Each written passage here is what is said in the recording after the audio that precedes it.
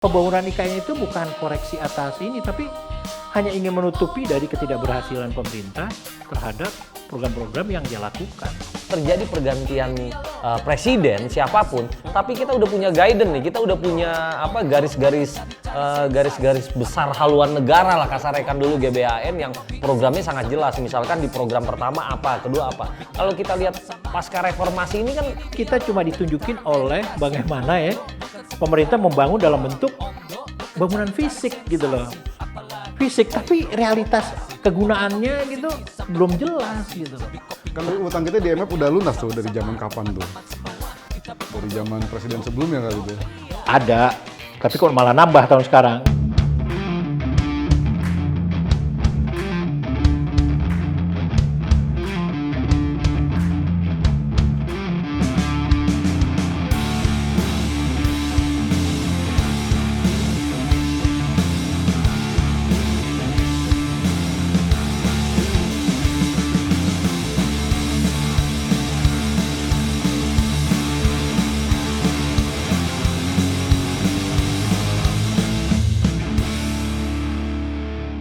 halo Sobat Omdo dimanapun berada, kembali lagi di Bincang Omdo bersama saya Hatim Farabi dan Elba Damhuri.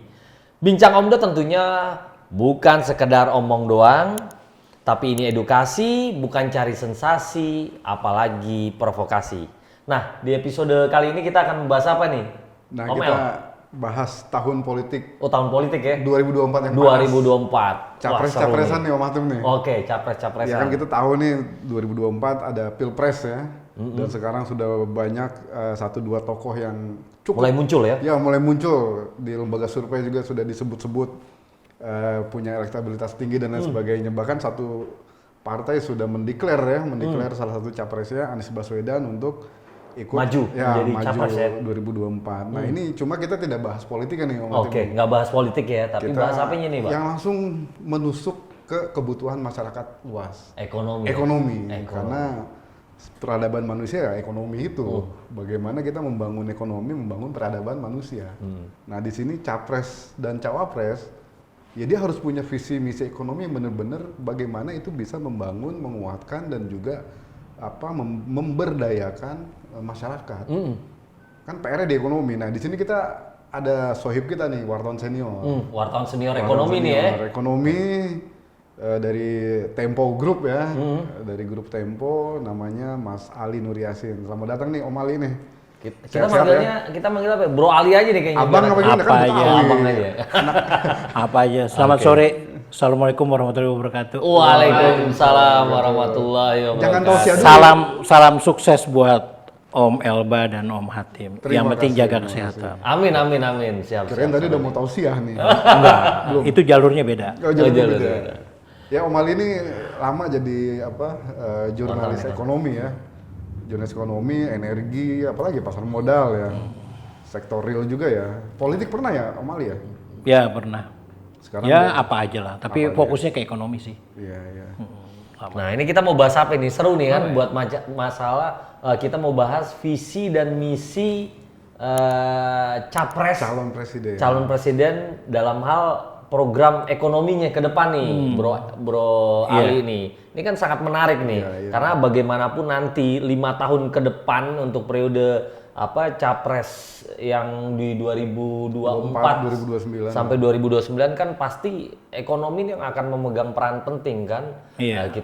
Kita udah lihat kan bahwa kekhawatiran tahun depan akan ada resesi. Ini kan pasti akan menjadi PR nih bagi calon presiden untuk di periode 2024 sampai 2029.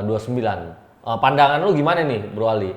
Ya sebelumnya thanks a lot nih udah diundang di Omdo. Ini channel yang paling keren di abad ini. Buat teman-teman. Mudah-mudahan edukasinya bisa bermanfaat buat publik nih ya. Amin. Kalau kita bicara capres 2024, memang sampai sekarang kan cuma baru satu partai yang mendeklarasikan capres, Anies Baswedan. Yang lain kan masih belum. Bahwa ya ada Ganjar, ada Prabowo Subianto, ada Puan Maharani dan masih banyak lagi mungkin yang belum muncul. Tapi problem terbesar kita memang saat ini adalah ekonomi.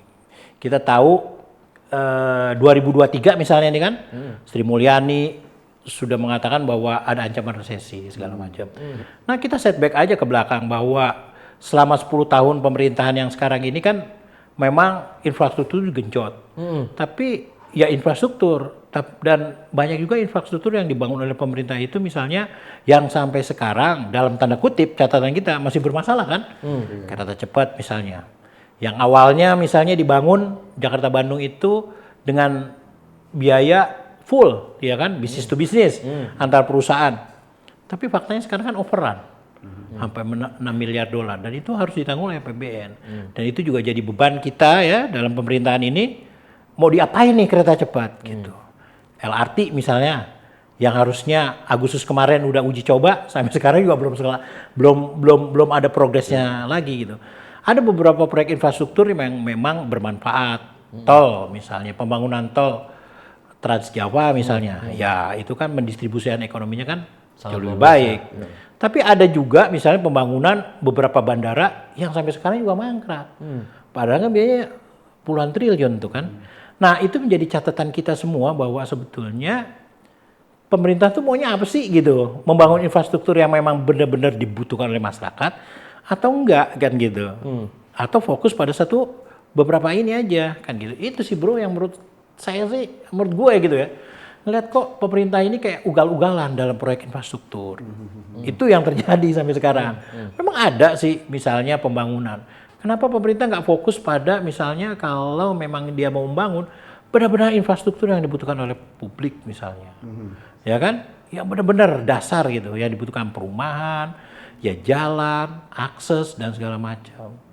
Nah, itu sih bro. Itu kan PR ya, infrastruktur PR-nya. Nah itu PR untuk capres yang ke depan. Nah iya, untuk dibenahi lah. Itu untuk apa? Nanti akan seperti apa nih harusnya? Ya, Bro Ali. Gini, kalau saya melihat sih yang dibutuhkan ya ke depan adalah seorang pemimpin presiden yang punya visi bagaimana membangun itu basisnya adalah sesuai kebutuhan. Kebutuhan infrastruktur itu memang dibutuhkan apa enggak sih? Kalau memang dibutuhkan, apa yang harus dilakukan? Ingat, negara kita adalah negara agraris. Nah, alih lahan, fungsi lahan agraris saja, fungsi lahan pertanian, itu dalam 10 tahun terakhir itu menjadi bukan lahan pertanian lagi, itu sangat masif di beberapa daerah. Nah, kalau kita bicara daerah itu nanti ada kaitannya dengan soal pangan kan segala macam. Kalau alih fungsi lahan pertanian misalnya dari sawah menjadi bangunan gitu ya, menjadi beton, ya berapa kali kita kekurangan kita akan mengkalkulasi lagi bahwa kebutuhan pangan itu akan berkurang. Nah dari situ sebetulnya pemerintah mau kemana? Nah hal yang paling kita lihat adalah ke depan itu bahwa pembangunan itu memang bertujuan untuk mensejahterakan masyarakat. Yang paling mudah adalah bagaimana distribusi pembangunan itu bisa sampai ke masyarakat-masyarakat terpencil. Ini misalnya ada 8 daerah kepulauan yang sampai saat ini menurut saya itu dari sisi keadilan mereka jauh tertinggal. Misalnya Kepulauan Kepri gitu, Provinsi Kepri yang punya 300 pulau. Dia itu mendapatkan dana alokasi khusus, alokasi umumnya itu lebih kecil dibandingkan yang daratan. Karena basisnya penentuan anggaran DAK DAU ini adalah jumlah penduduk. Nah kalau ada 300 pulau, masyarakat tersebar, jumlahnya cuma 4 juta gitu deh, dari sekitar 2 juta, yang totalnya tersebar di pulau-pulau. Ya sampai kapanpun juga keadilan DAK DAU itu nggak pernah akan ada gitu loh. Nggak ngefek ya? Nggak ngefek, APBD mereka cuma 3 triliun, bagaimana mau membangun masyarakat yang baik. Nah dari situ sebetulnya, apalagi daerah timur, Nusa Tenggara Barat, Nusa Tenggara Timur, yang paling banyak kekurangan infrastruktur. Nah sebetulnya di sana tuh yang jadi harus ada prioritas dari capres dalam membangun ekonomi ketika dia terpilih nanti ya. Iya, prioritas yang begitu ya. Lebih ke kebutuhan rakyat ya. Iya, basisnya kebutuhan masyarakat. Masyarakat itu butuhnya apa? Yang paling pokok sekarang ini kan adalah kalau menurut saya ya, selain infrastruktur jalan yang baik gitu lah. Iya, infrastruktur irigasi untuk pertanian gitu loh. Alih teknologi itu penting, tapi sampai sekarang tuh pemerintah nggak ke sana tuh. Gitu loh. Terus yang kedua adalah faktor kesehatan. Infrastruktur kesehatan itu di Indonesia itu masih sangat buruk, apalagi kalau kita ngelihat wilayah Indonesia Tengah sampai ke Timur. Itu akses terhadap kesehatannya itu masih kurang gitu loh. Pendidikan, ya kan? itu masih kurang. Pembangunan infrastruktur teknologi informasi ke wilayah itu saya belum lama, misalnya gue ke Papua belum lama, 2 minggu lalu, itu hanya ada satu operator telepon yang bisa aktif, dan operator-operator yang lain itu nggak bisa aktif, kan lucu. Ini sebetulnya gimana kan gitu loh, padahal kan aksesnya juga sama buat daerah.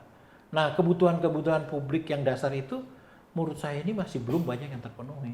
Selama ini kita cuma ditunjukin oleh bagaimana ya pemerintah membangun dalam bentuk bangunan fisik gitu loh. Fisik, tapi realitas kegunaannya gitu belum jelas gitu loh. Nah, itu menurut saya yang perlu akses-akses kayak begini tuh dibangun. Tol laut misalnya. Tingkat efektivitasnya sampai sekarang juga masih dipertanyain, ya kan? Datang ke sana bawa, dan itu hanya dimanfaatkan oleh para pedagang-pedagang aja. Tapi masyarakat yang membutuhkan tol laut itu sampai sekarang belum dapat tuh. Belum ini ya. Ini ada yang menarik juga gini mungkin Om Ali. Kalau kita perhatikan ini pasca reformasi ya, setelah tahun 98 kalau kita lihat ini kan, kita telah banyak berganti presiden, dan tiap pergantian presiden pasti terjadi juga pergantian dari sisi konsep, konsep dari programnya, program ekonomi, program yang lain-lainnya. Yang dasar itu kan sebenarnya kan program ekonominya kan. Yang kita pengen kan sebenarnya kan harusnya program ekonomi yang berkelanjutan. Iya, kan? Sustainability. Ya, sustainability. Kalau kita lihat kan seperti bukannya saya ngomong kembali lagi ke Orde Baru ya. Orde Baru itu sebenarnya secara konsep itu kan menarik, kan bagus tuh. Ada yang namanya Repelita kan. Dari Repelita 1 sampai Repelita yang lepas landas kan. Artinya jelas-jelas terkonsep.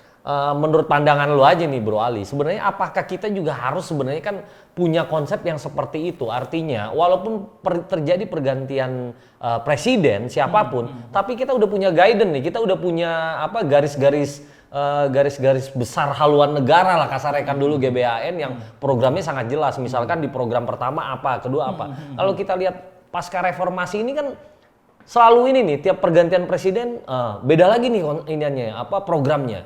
Nah, menurut lo gimana pandangan itu? Kalau menurut gue sih ya, bahwa masing-masing pemerintahan memang sejak ya kita nggak bisa menafikan keberhasilan Orde Baru dengan program Repelitanya ya, Pelita mau 5 tahun. Tapi kan pembangunannya itu kalau kita bandingkan ya berkutat pada konglomerasi yang itu aja di zaman Orde Baru. Menetes ke bawahnya juga hanya tetesan-tetesan kecil gitu loh. Nggak berkembang di daerah. Tapi memang pasca reformasi itu ada kesadaran masing-masing daerah buat membangun dirinya, membangun wilayahnya, otonomi daerah. Itu sebetulnya sangat bagus. Tapi ya sekali lagi bahwa pemerintah itu kadang-kadang kan ini orang pinter di negeri ini menurut gue banyak. Ahli ekonomi udah banyak, ahli teknokrat juga banyak. Tapi visinya itu kadang-kadang ketika melihat sesuatu yang bagus, itu menurut mereka nggak bagus kan gitu. Contoh kasus nih ya, ini yang sederhana aja di DKI Jakarta. Bahwa program jalur sepeda itu diputuskan, itu berkelanjutan sampai tahun 2026 dan akan memperbanyak sampai 500 km jalur sepeda di DKI. Karena itu tuntutan global, tuntutan dunia. Kalau dunia ingin bahwa satu ibu kota berwawasan lingkungan dan ramah terhadap penduduknya, membangun akses yang ramah lingkungan, kendaraan ramah lingkungan, mengurangi kendaraan berbasis bahan bakar fosil. Itu di dunia dimanapun udah begitu. Tetapi yang terjadi sekarang kan adalah misalnya nih ya, yang saya dengar anggaran untuk pembangunan jalur sepeda pada tahun 2003 dinolkan. Artinya ya kembali lagi kan kebijakan yang lama yang udah bagus itu misalnya ya dinolkan. Artinya kepemimpinan sekarang udah nggak berpihak lagi kepada jalur sepeda. Dan kalau bisa jalur yang ada itu dihapusin gitu. Nah itu kan menurut saya kenapa sih pemimpin kita masih melihat cara-cara melanjutkan program pembangunan itu masih melihat sentimen gitu, bukan rasionalitas. Harusnya rasionalitas saja, bahwa ini memang tuntutan global, terusin gitu. Sama seperti misalnya nih ya, kepemimpinan 10 tahun terakhir ini, kita lihat tapi tahun 2024, sesuatu yang bagus dari cara pandang atau cara program pembangunan pemerintahan sekarang, ya lanjutin aja. Sama calon pemimpin yang akan datang gitu loh. Kan menurut saya Jawa Bali itu udah over. Dari sisi kapasitas listrik udah oversupply 40%. Infrastrukturnya udah berjalan. Yang justru kurang itu kita menengok adalah ke Indonesia Tengah dan Timur. Di sana itu kalau kita melihat datang ke satu pulau ke pulau lain, itu kita ada kesenjangan dari infrastrukturnya yang nggak pernah tersentuh tinggi oleh ya, jangan ya. Menarik ini, Li, kalau terkait mengenai konsep IKN nih, menurut lu. Kalau menurut lu gimana? IKN ini kan menarik nih, kalau lu cerita tadi kan ini kan sebenarnya akan menumbuhkan pertumbuhan ekonomi baru di suatu daerah yang tadi lu bilang kan sebenarnya Jawa ini kan udah sangat padat. Emang harus butuh lagi nih yang namanya dimunculkan lagi suatu daerah dengan pertumbuhan ekonomi baru. Nah, menurut lu gimana, Li? Kalau gue sih melihat ya IKN itu bukan satu keharusan dan bukan prioritas. Ngapain kita membangun IKN? Kan sentra sekarang kan pemerintahan kan udah desentralisasi. Tinggal kita mau bangun misalnya basis kekuatan ekonomi pertanian, basisnya jagung. Ya udah Sulawesi gitu loh. Kita fokus di sana pembangunan. Klaster artinya dibikin klaster. Iya, kita bangun wilayah-wilayah perikanan. Ya udah Indonesia Timur, Maluku dan sekitarnya. Bangun industri perikanan yang kuat sehingga ketika hasil tangkapan itu bisa dibangun, terus ada processingnya di sana, hilirisasinya bisa diekspor langsung ke Luar negeri. Jepang atau langsung gitu. Nah, selama ini nggak begitu tuh fokusnya. IKN menurut saya sih bukan prioritas ya. Pertama, memang bukan kebutuhan. Selain itu membangun satu ibu kota baru itu butuh waktu sekitar lebih dari 20 tahun. Nggak bisa kita membangun satu ibu kota di lahan lebih dari 100.000 hektar itu dalam sekejap. 2 tahun, 5 tahun aja nggak cukup. Panjang ya? Panjang. Belum lagi biaya yang dibutuhkan. Belum lagi persoalan-persoalan lingkungan, ya kan? Bagaimana yang namanya Kalimantan, hutannya itu udah jadi paru-paru dunia, kan gitu. Dengan membabat tegakan di Kalimantan, kita artinya nggak komitmen terhadap perubahan iklim dong kan. Yang harusnya kita jaga ya kan, hutan-hutan itu bisa menghasilkan oksigen lebih baik, yang bisa diurus masyarakat, akhirnya dikurangin. Paru-paru dunia ya? Nah itu jadi persoalan menurut saya, ngapain gitu loh. Terus apakah ada jaminan bahwa IKN itu akan menumbuhkan pusat ekonomi baru? Enggak juga. Karena pusat bisnis itu seperti di negara lain misalnya, Australia ada Canberra ibu kotanya, tapi pusat bisnis tetap di Melbourne, di Sydney, Malaysia, Putrajaya pemerintahannya, tapi tetap ada di Kuala Lumpur pusat bisnisnya. Jadi belum tentu gitu loh jaminan-jaminan. Terus Myanmar misalnya yang memindahkan ibu kotanya gitu kan, terus juga tetap nggak ada tuh pusat-pusatnya. Tetap di Yangon ini bisnisnya. Di Yangon, di Brazil juga begitu. Jadi kalau menurut saya pembangunan IKN itu bukan koreksi atas ini, tapi hanya ingin menutupi dari ketidakberhasilan pemerintah terhadap program-program yang dia lakukan. Menurut saya sih ngeliatnya gitu. Bikinlah proyek baru namanya IKN. Nggak ada jaminan sampai sekarang menurut saya. Dan itu diragukan. Faisal Basri sendiri kan sebagai ekonom senior di UI udah mengatakan. Iya. Nggak ada jaminan bahwa IKN itu bisa menimbulkan potensi ekonomi baru. Nah, bagusnya buat capres gimana nih Om Ali nih? Ya kalau saya sih ya, kalau saya kepada capres, karena pembangunan IKN itu belum melibatkan anggaran yang begitu besar dan energi yang begitu besar, ya evaluasi aja lagi. Kalau saya sudah fokuskan lagi pembangunan pada wilayah-wilayah yang menurut saya itu yang butuh pada penanganan ekonomi gitu loh, wilayah tengah sama timur Indonesia, bikin sentra-sentra industri di sana yang benar-benar bisa membuatkan wilayah pertumbuhan ekonomi baru. Ya persoalan di sana itu kan akses ya, akses transportasi, ya kan, penerbangan maupun laut untuk menghubungkan satu wilayah dengan lain. Ya tugas pemerintah sebetulnya ke sana, jangan hanya terfokus di Pulau Jawa, gitu loh. Pulau Jawa itu udah dari program pertama mega listrik 25.000 terus ditambah lagi 35.000 yang mengakibatkan oversupply itu kan menurut dari saya 10.000 megawatt 25 sekarang 35.000 dan hasilnya sekarang kan oversupply sampai 40% listrik PLN. Terus mau diapain gitu loh, pabriknya juga belum banyak tumbuh. Dan sistemnya kan take or pay ya, jadi pakai nggak dipakai jadi beban buat perusahaan negara gitu kan lucu gitu loh. Ada Kertajati bandara baru yang diresmikan tahun 2018, tapi sampai sekarang kan buat umroh kalian nanti. Ya itu juga belum jelas kan gitu infrastrukturnya. Jadi gimana kan gitu. Nah di situ tuh menurut gua sih ya pemerintah yang akan datang ya, gua hanya menginginkan ada evaluasi lah terhadap kebijakan-kebijakan. Justru kalau bisa kembali lagi on track bahwa kebutuhan pembangunan itu apa gitu loh.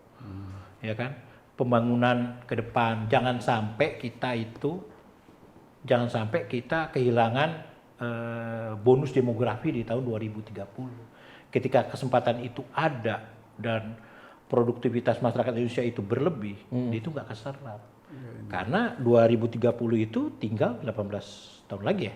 Ya bentar lagi nih. Sebentar lagi gitu loh. Bukan tinggal 8 tahun lagi. 8 tahun lagi gitu loh. tahun lagi. Tinggal 8 tahun lagi. Apakah itu gitu loh. Ya.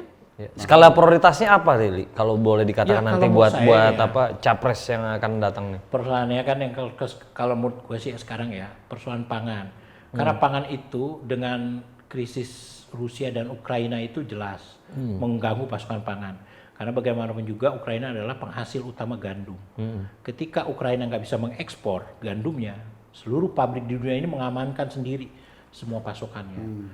Gitu kan. Terus yang kedua pangan. Karena pertumbuhan masyarakat atau penduduk dunia itu membutuhkan pangan yang sangat besar. Kalau dari sekarang Indonesia tidak fokus kepada pangan gitu ya kita akan impor. Kalau kita impor, masalahnya adalah apakah sekuritisasi impor itu aman buat pangan di Indonesia. Kita akan ada ketergantungan yang Cina dengan Vietnam dan segala macam. Coba bangun fokus ke situ. Yang selama ini basis pertanian gitu tuh kayaknya ditinggalkan selama 10 tahun, beralih ke infrastruktur. Terus yang kedua soal energi. Energi ini ketahanan pangan energi kita masih kurang karena faktanya yang namanya energi fosil itu masih menjadi penggerak utama ekonomi kita. Belumlah kita beralih kepada energi baru terbarukan, itu biayanya mahal. Dan menurut gua sih untuk mencapai ke energi terbarukan itu butuh tahapan. Enggak dalam sekejap besok ya udah semuanya pakai mobil listrik. Nggak mungkin. Tapi tetap harus mulai dilaksanakan kan?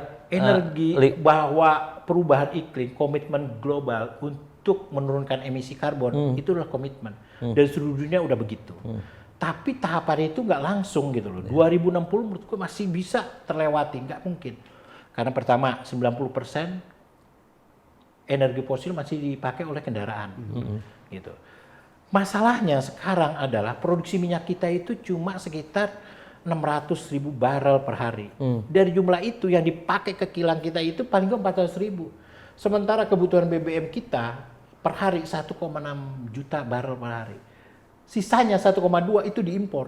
Bisa 1,4 juta baik dalam bentuk produk maupun BBM itu dalam bentuk crude itu diimpor.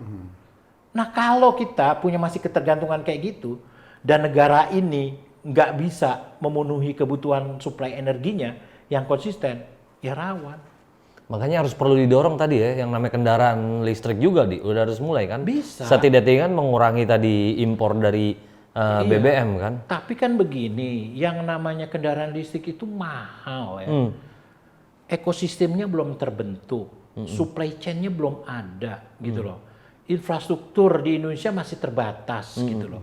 Itu butuh tahapan gitu. Oke lah, misalnya tahun depan 5%, berikutnya naik lagi 7%, bisa. Tapi kalau langsung misalnya pemerintah mengeluarkan perpres atau kepres bahwa seluruh kendaraan dinas diganti oleh kendaraan listrik, nggak bisa bos. Mahal mobil listrik itu. Masih mahal ya. Harus dimulai mungkin dari motor dulu kayaknya Li, motor listrik dulu Li, harus dimulai dulu kan? Bisa, tapi kembali lagi supply chain-nya itu kebutuhan masyarakat. Gitu loh, ada di mana? Selama itu masih ada equilibrium-nya belum bisa menyamai, mobil listrik masih di sini dari sisi harga maupun ketersediaan, sementara kendaraan konvensional ada di sini, orang akan tetap memburu ke sini. Dan logikanya sampai sekarang mobil listrik itu atau motor listrik masih jadi kendaraan nomor 3, nomor 4. Ya. Artinya nomor 1, nomor 2 sampai 3 itu kendaraan konvensional. Itu buat gaya-gayaan aja sih kalau menurut gue. Mungkin karena masih mahal ya. Ya mahal. Dan memang ekosistem belum. Itu ada mobil Cina yang imut itu. Boleh. Di Indonesia 300 juta. Di Cina mungkin 80 juta. Murah. Mungkin kayak ada yang memperumpamakan seperti begini Li. Ini kita ibaratnya itu kayak kendaraan listrik ini Li. Itu seperti waktu eranya handphone awal.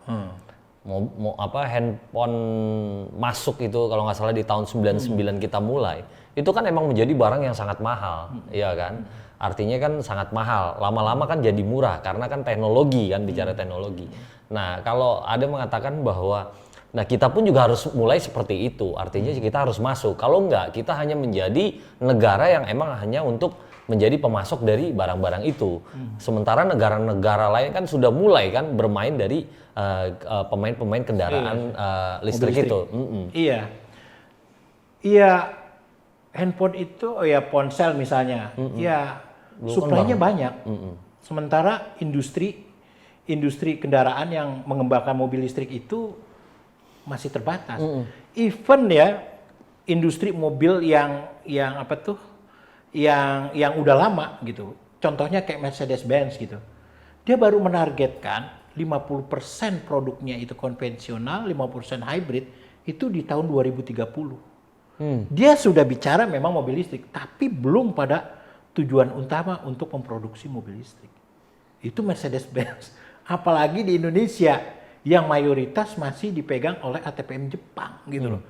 Jepang itu ya kita nggak bisa bilang merek, belum fokus tuh kepada pengembangan mobil listrik di Indonesia. Artinya menurut mereka mungkin ya dari beberapa orang di industri mobil itu ya bahwa itu harus dikembangkan iya, tapi bertahap. Nggak langsung dalam besok tahun 2024 semuanya udah harus pakai mobil listrik, enggak. Bertahap.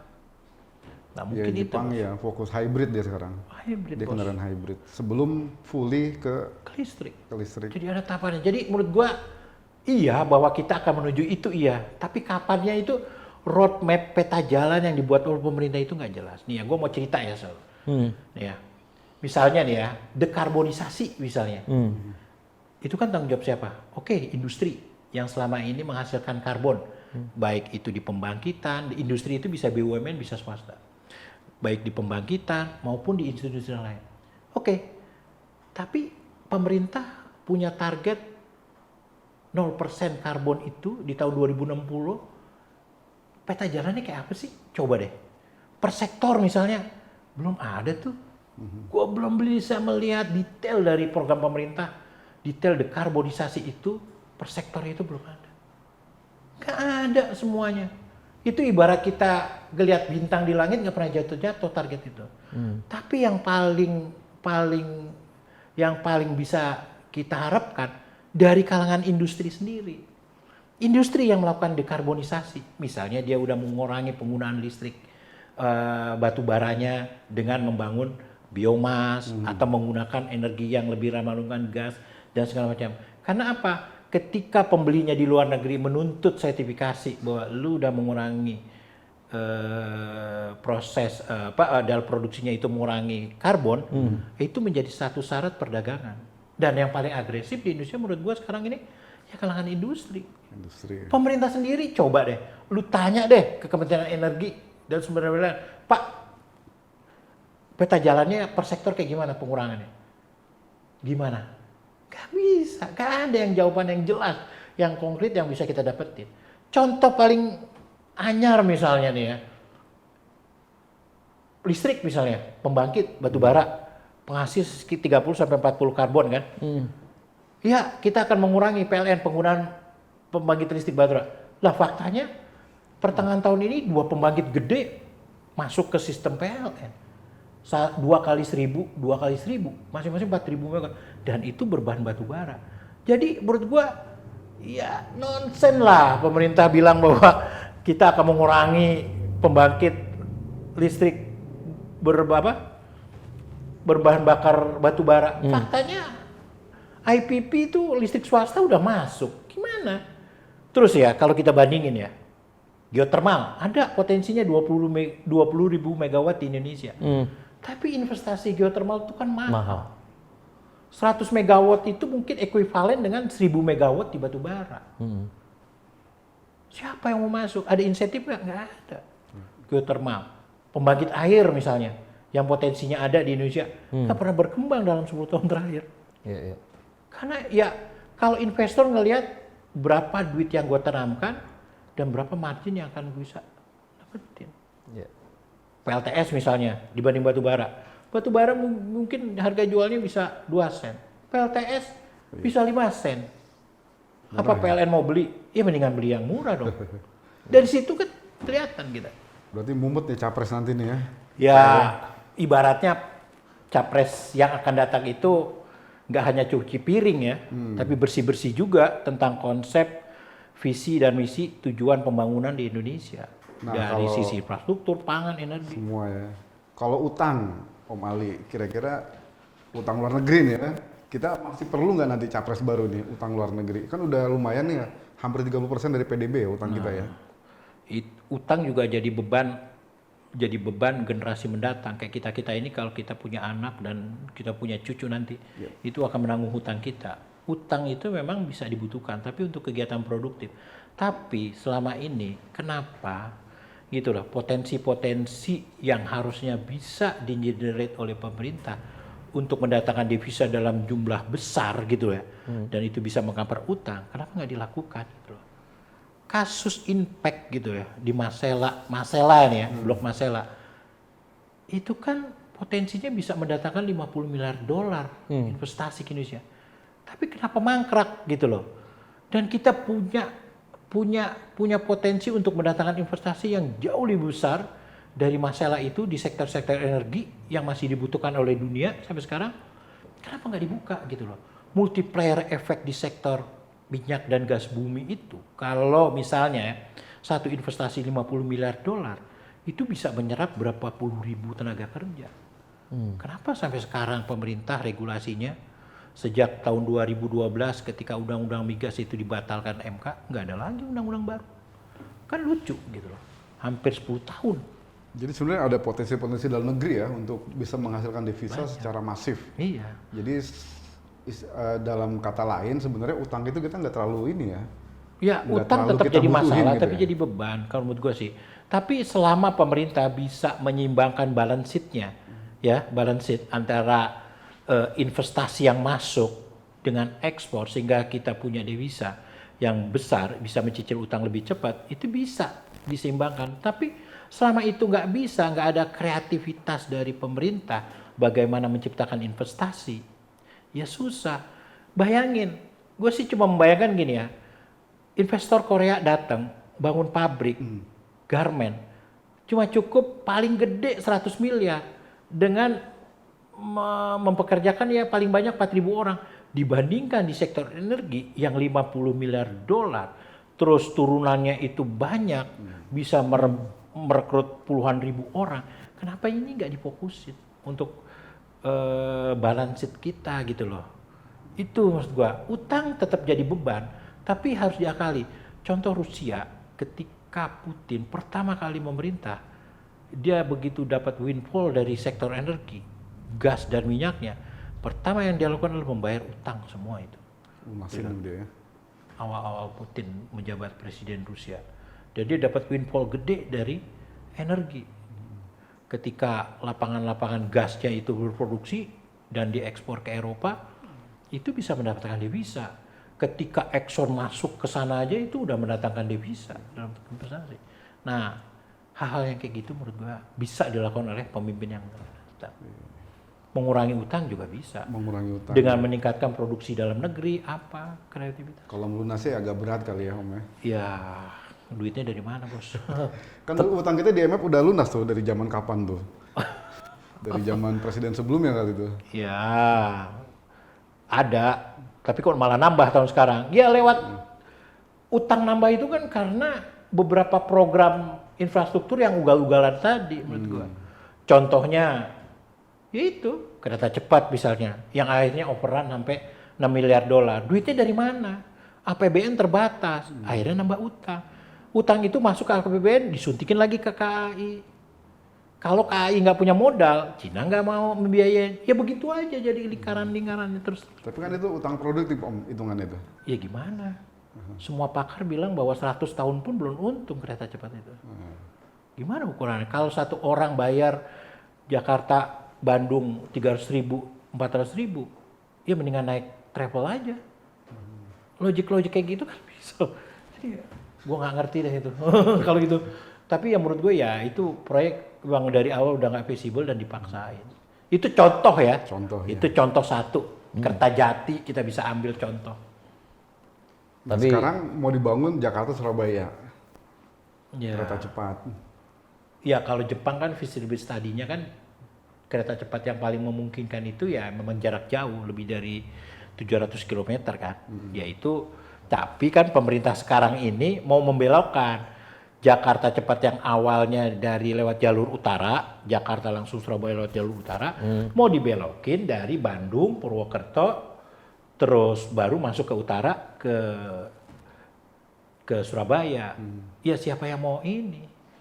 Gitu loh. Biaya infrastruktur jauh lebih mahal karena Jalur Jawa yang bagian medannya- tengah itu kan perbukitan. Medannya bukit deh. Medannya susah. Dan itu kan dipaksain agar yang namanya kereta cepat itu jadi ekonomis. Ya nggak bisa juga, nggak bisa begitu. Nah itulah salah satu contoh bagaimana kebijakan yang dibuat menurut gua ya, dalam tanda kutip nih ya, ya ugal-ugalan gitu loh. Tanpa kajian visibility study yang jelas gitu. kalau menurut lo nih, Li, kalau bicara tadi infrastruktur kan sebenarnya prioritas kan lebih kepada untuk prioritas gimana ya berdampak terhadap masyarakat kan. Nah sementara kan kalau kita lihat bahwa kita ini kan Indonesia itu banyak ketinggalan dari sisi infrastruktur kan, terutama infrastruktur jalan atau jalan tol. Nah yang udah dilakukan oleh presiden sekarang kan, pemerintahan sekarang udah terkoneksi yang namanya Jawa, dan ini nanti akan dibangun lagi yang sedang dibangun Trans Sumatera. Nah kira-kira nih untuk apa pemerintahan periode yang akan datang, kira-kira perlu nggak harus dilanjutkan infrastruktur? Karena kalau kita lihat ini kan infrastruktur ini kan sangat strategis dan kita udah benar-benar sangat ketinggalan jauh dibandingkan negara lain, Li. Iya, ya gini ya, kalau menurut gua sih ya, infrastruktur dasar itu kalau menurut gua sih, kalau untuk pemerintahan yang akan datang nih ya, pemimpin yang akan datang itu fokus ke Indonesia Tengah dan Timur. Jawa menurut gua udah berlebih. Mestinya jalur transportasi angkutan itu diprioritaskan lewat pakai kereta sebetulnya. Jakarta Surabaya dan segala itu lebih efektif dan lebih efisien sebetulnya dibandingkan jalur apa transportasi jalan ya. gitu loh. Nah, tetapi kan ya kembali lagi gitu loh. Di negara lain juga begitu transportasinya. Jalur kereta itu menjadi andalan. Tapi di Indonesia kan kereta itu mindsetnya ya angkutan penumpang bukan barang. Coba kalau diubah. Nah, problemnya lagi adalah katanya kita mau mengurangi emisi karbon. Padahal penghasil emisi karbon paling tinggi itu adalah kendaraan bermotor. Nah, cobalah gitu loh, bahwa kita butuh infrastruktur jalan untuk konektivitas, iya gitu loh. Tapi coba dipikirkan lagi bahwa kalau memang target pemerintah mengurangi tahun 2060 itu adalah nol karbon gitu, nol emisi karbon. Ya tolonglah dibangunlah gimana bahwa yang namanya transportasi massal publik yang efektif, efisien, yang cepat itu dan mudah diakses itu bisa diakses oleh masyarakat sehingga masyarakat juga bisa meninggalkan kendaraan-kendaraan yang menghasilkan karbon. Nah itu misalnya kayak kalau kita jalan-jalan di Hong Kong ya kan, contoh paling gampang adalah dari satu tempat ke tempat lain kita menggunakan kereta bawah tanah sampai di pelabuhan. Kalau kita mau nyebrang ke Makau udah ada keluar di pelabuhan feri dan itu kan efektif.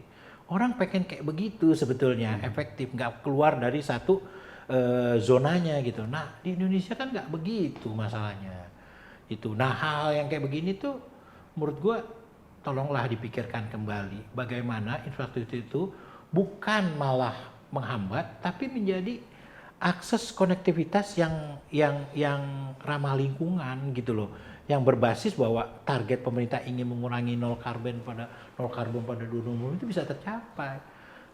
Ya transportasi publiknya diperbanyak gitu loh. Hal yang kayak gitu, bahwa jalan dibutuhkan, iya gitu loh.